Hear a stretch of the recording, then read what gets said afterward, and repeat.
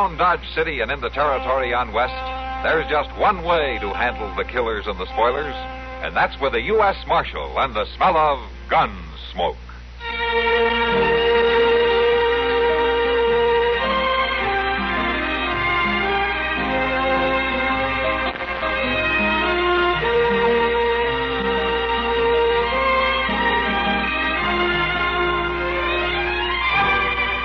Gunsmoke, starring William Conrad. The story of the violence that moved west with young America. And the story of a man who moved with it. I'm that man. Matt Dillon, United States Marshal. The first man they look for and the last they want to meet. It's a chancy job, and it makes a man watchful. And a little lonely.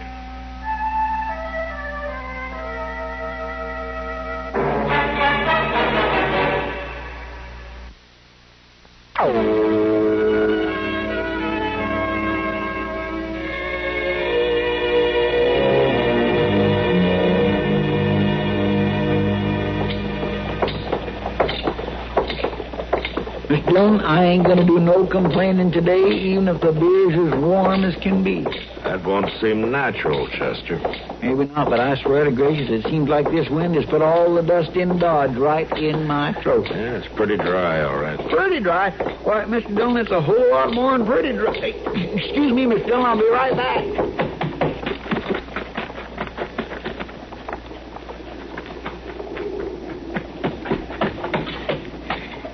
Look here, Mr. Dillon. I laid his bonnet. The wind was carrying it right on down the street. I just did catch it. Oh, it's very pretty. Just what you need, Chester. Oh, I don't want it for myself. I don't see nobody on the street, though, who might have lost it. Yeah, down there. The wagon in front of Jonas's store, see? Oh, yeah. Well, I'll just carry it on over to her. I'll catch up with you, Mr. Dillon. All right, Chester.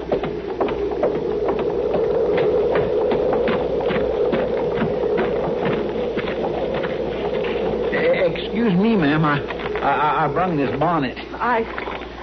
Thank you.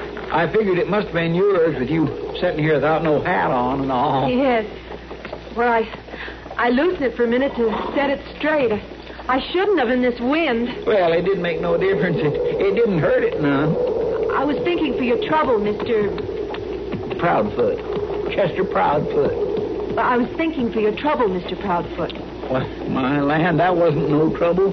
Leaning down and snagging up a pretty thing like that. Well, I thank you, Mr. Proudfoot. As a matter of fact, it gives me the chance to kindly pass the time of day with you, ma'am. I think that's real nice. A fellow like me, well, he enjoys meeting up with folks. Especially lady folks. Oh, I guess we ain't rightly met yet. I don't know your name. Well, my name's M. Feeney, Mr. Proudfoot. Well, now, that's nice. That's real nice. I ain't seen you around here before, Miss Feeney. We just come. Oh. Staying on, are you? I can't say for sure, Mr. Proudfoot. I'd be pleased if you'd call me Chester. Chester, I can't say for sure. We move around a lot, upon me. Oh. Well, you staying over at the Dodge house? Land's sake, no. There's a little place north of town a ways. It must have been vacant a spell the way it looks. Well, now, it'd be nice if you could stay on here. Maybe I could kind of... More you can sell me. Look out of the way. I'm sorry, sir. Here, let me help you to load into that wagon. Just get out of the way now. Wait.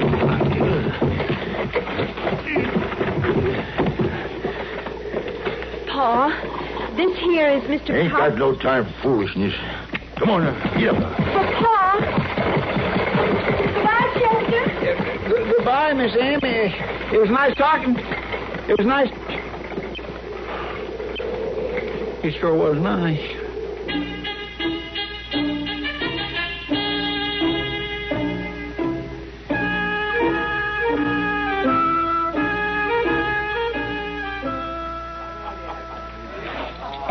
So long, Kitty. Thanks for the beer. You're welcome, Matt. Oh, Mr. Dillon, I'm sorry. What's the matter, Chester? You running away? Ran away? Who from? The girl in the wagon back there. Oh, no such a thing, Miss Dillon. Oh, she's a real nice girl. I just want to see Miss Kitty, that's all. All right, Chester, all right. I'll pick up the mail then. Oh, I clean forgot about that, Mr. Dillon. I'll go on down. No, never mind. This seems to be your day for talking to ladies anyway. Well, I wasn't aiming to put you out. I'm going to go down there anyway. You go on, you see Kitty. Well, I just wanted to ask her something. And she'll probably have an answer. I'll see you later. All right, sir. Bye, Mr. Jones. Hello, Chester. Whiskey? Beer? Oh, no thank you, Sam. I was looking for Miss Kitty. She just went in to check supplies in the back room. Miss Kitty. Coming. Chester here wants to see you. Oh, hello, Chester. Oh, Miss Kitty, I wonder, could we sit down somewhere? Well, sure, Chester, we can. You want a drink? Well, mostly I just want to talk, private like. All right, then. Come on back to the office. Sam, bring in a couple of beers, will you? Sure, Miss Kitty.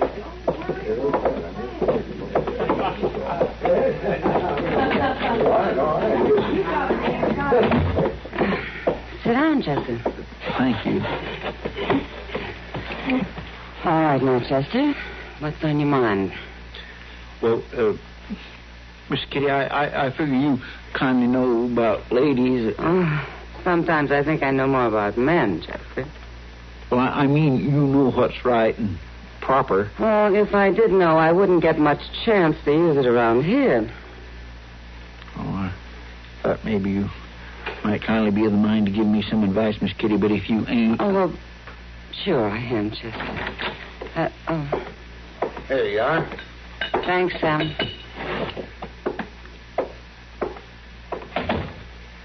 Well, now, what do you want to know? It's about a girl. I figured that. Who is she? Her name is Miss M. Feeney. You keeping company with her, Chester? Oh, no, ma'am, I ain't. Well, not yet, I ain't. Anyway, that's what I wanted to ask you about. You don't need my permission, Chester. I ain't asking your permission, Miss Kitty. I'm asking if it's proper. Well, why wouldn't it be?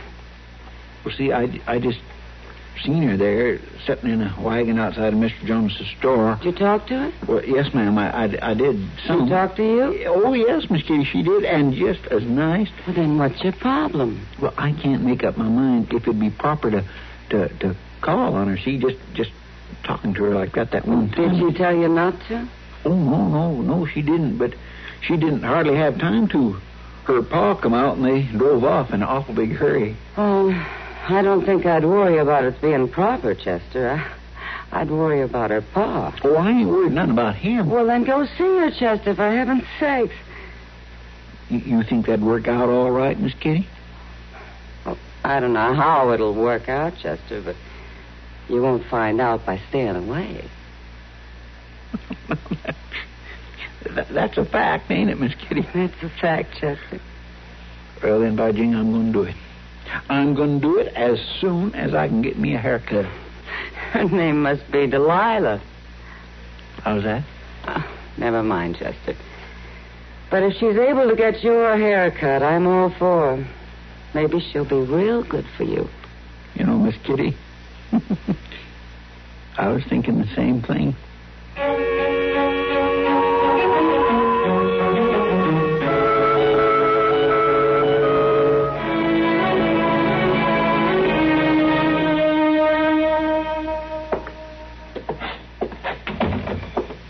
You get things packed up now, Em. We want to be ready as soon as Rube comes. I'm doing it, Pa. He's likely to come in any night now. Yes, Pa.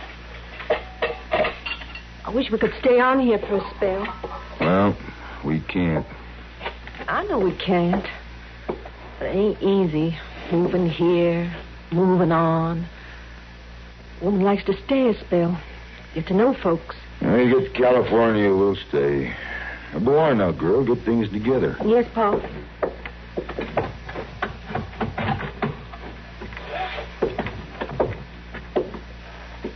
Now, who could that be? Somebody coming? Yeah. I'll go send him on his way. Well, I think that's... Well, yes, it is. That's Mr. Proudfoot. You know him? Well, you've seen him too, Pa. He's the man I talked to in Dodge. What's he doing out here? I think he's come to call, Pa. To call? On you? He's a real nice man. Well, I don't care how nice he is. Ain't nobody can be nosing around here when Roop comes in. You know that. Sure, Pa, I know, but I'll send him home before nightfall. It can't hurt none. Please, Pa. I don't hardly get cold on. Hardly at all. Well, all right, Em, but you get him out of here before dusk now. Sure, Pa. Sure, I will. All right. Why, hello, Mr. Proudfoot. How do you do, Miss Em? I come to call, if that's all right with you. Oh, it's fine, Chester. It's just fine. Would you like to step into the house? Well, I declare that'd be nice, Miss Em. It's just real nice. Perhaps I could offer you a cup of coffee? Yes, ma'am, you sure could. It'd be mighty nice.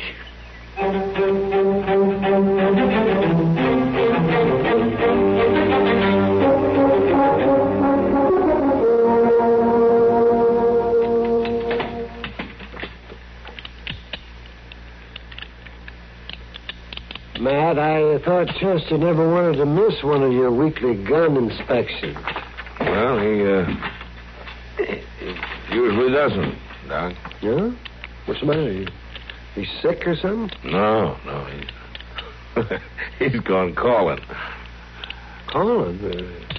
Chester? That's right. He's out north someplace calling on a lady. He must have been really smitten to Mrs. Chore with a gun. You know what, Doc? He even went to Kitty for advice. Well, yeah, I'll say this for him. He went to the right person. That does it. I don't think you better tell him that you were able to do without him. It hurt his feelings. His feelings aren't the only thing that's likely to get hurt if he keeps kiting around all over the countryside. No. Well, hello there, Doc. Mr. Dillon. Chester. Glad you showed up, Chester. I tell you now, it is a pretty day. There ain't many pretty days in Kansas as a rule, but this is sure one of them. Yes, well, that's where it always seems when a man is courting, Chester.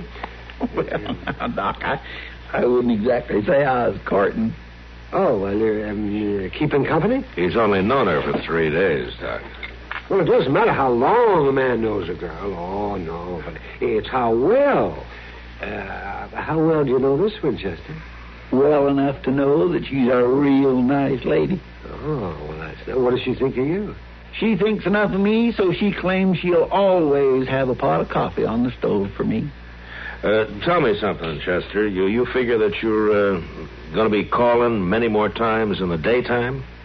Well, see, Miss Dillon, it's just that her pa don't like her keeping company in the nighttime. Oh.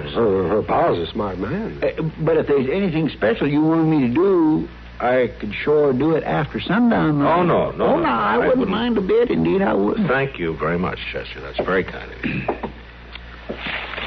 Well, did these wanted circulars come in today, Miss Dillon?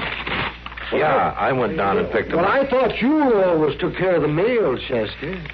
Well, see, Doc, I wasn't here when it come in. You see what I mean, Doc? Yeah, I see. Well, it don't seem like none of these fellows on these circulars is any too important, would it?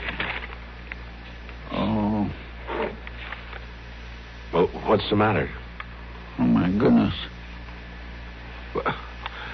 Well, what's the matter, Chester? Well, Well, stop standing there like a stricken calf and tell us what ails you. It's this Army poster. Here, let me see it. An Army deserter? Yes, sir. Roop Feeney. Oh, well, do you know him? No, sir, Mr. Dillon, I don't know him. Well, then what's eating you? I think I know his pa and his sister. Oh. This new girl of yours, her name Feeney? Yes, sir, it is. Well, now, Matt, it's no wonder he's upset. It isn't easy to find out that your girl's family has a wanted man in it. Is it, Chester? This Rube Feeney, he isn't out there now, is he, Chester? Not out there. Well, don't you worry. No, sir, don't you worry, Chester. Matt isn't going to make you arrest your girl. Oh, Doc, it ain't that. Well, come on, Chester. Well, what's the matter? Well, the matter is, Mr. Dillon, I don't rightly know what to do. What do you mean? What? There's this nice, fine lady, Miss Dillon, and her brother, and he's her little brother, too. He's went and got himself in trouble like that. Well, Chester, you don't have to tell her about it. No, sir. Well, what's the matter, then? Well, I just don't want her to have no bad feelings, that's all. Well, you can't help it. If her brother deserted, it won't be your fault if she has bad feelings. Yes, Doc, it will. There just ain't no way for me to help it because I got to tell you something, Mr. Dillon. What? You got to tell me what, Chester? Come on, speak up. What? Well, that they're waiting for Rube Feeney to come meet him there. Oh. When's that supposed to be? I don't know just when, Mr. Dillon. M, that's Miss M. Yeah, I know. She just said they was waiting for her brother any time now. I don't think she knowed nothing was wrong, though. All right. Guess we'd better get out there. You don't have to come, Chester. Thank you, Mr. Dillon, but I reckon a man has to meet up with the way things are. I'll get the horses.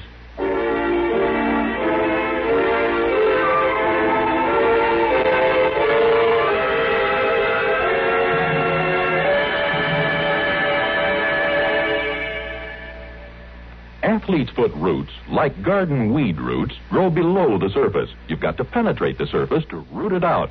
And that's how NP27 treatment works to root out athlete's foot.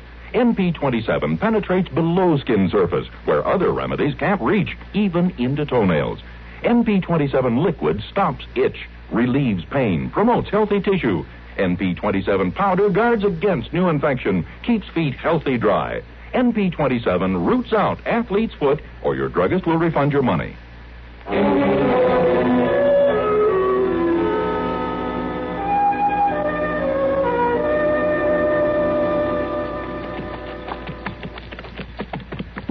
You must have came just after I left, Mr. Dillon. Yeah, they must have packed up in a hurry. That house was sure cleaned out.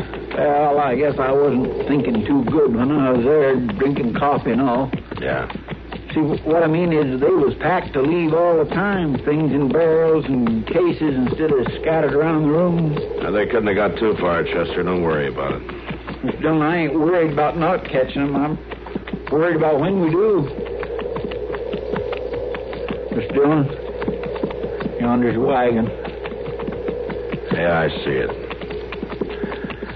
All right, come on.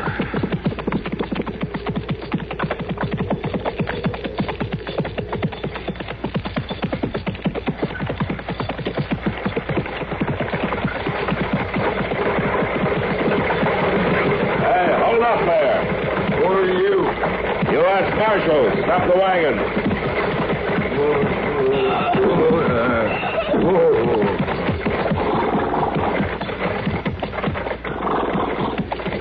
Why, Chester.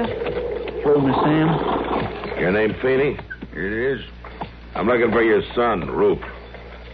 He's in the Army. No, he isn't. Is that his horse tied to the wagon? Well, you don't see him, do you? No, I don't see him, but I think I would see him if I pulled that canvas off the wagon bed. You stay away from my wagon. I wouldn't want any trouble, Mr. Feeney, but I can cause trouble if I have to, and I'll tell your son to come out. Now, you wait. Listen to me. There's no use for any killing, but if I have to shoot, I will. Now, tell him to come out. No. No, I don't want no killing. Come on, Roop. Get up. Get up, Roop. We ain't going to make it. I guess I should have known we never would. We'd have made it if you'd let me keep my gun, Pa. Your pa's a wise man. Now, maybe they won't shoot you. All right, come on, get on. Miss Sam? I don't think you have anything to say to me, Mr. Proudfoot. Oh, yes, ma'am, I do. I thought you was coming to see me just like any man coming calling.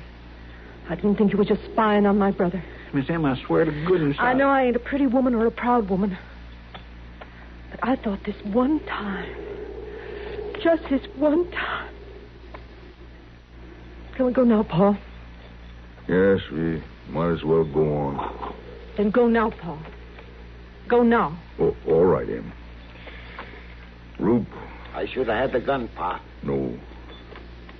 No, this is the right way. Now, you stay alive, boy. Come on.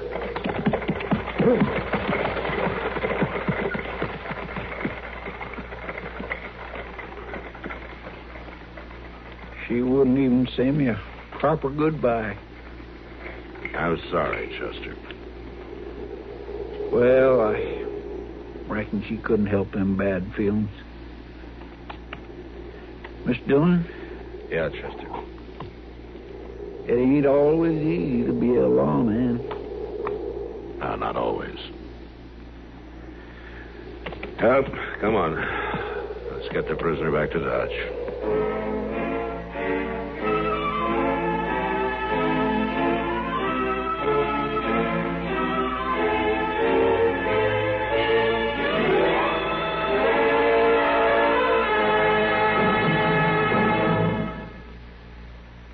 Maybe you're about to hit the jackpot. Maybe you're on the point of inheriting $500,000 or finding oil. Chances are, though, that none of these lovely things will happen. Chances are, if you want a bonanza in the future, you'll have to save it up. Now, there are a number of ways to do that. Some people stuff their mattresses, stash their cash behind a loose brick in the fireplace, or slip it under a floorboard. None of these methods make sense because money so stored isn't making a cent for you. Not only that, it may get lost or stolen. Wouldn't you rather your savings made more money for you? Wouldn't you rather have them theft-proof, loss-proof in every way? Of course you would. And you can the United States Savings Bond way. Through the payroll savings plan where you work or the bond-a-month plan where you bank. $3 will get you $4 on maturity every time. Nicest thing of all, it's literally impossible to lose your money. If Baby shreds your bonds into confetti and drops them out the window, you can recover your cash plus interest in United States savings bonds.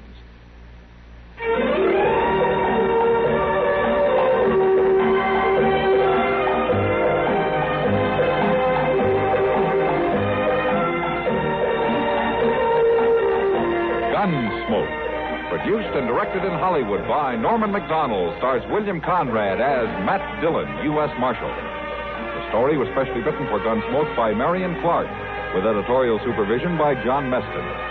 Featured in the cast were Gene Bates, John Daner, and James Nusser. Parley Baer is Chester, Howard McNear is Doc, and Georgia Ellis is Kitty.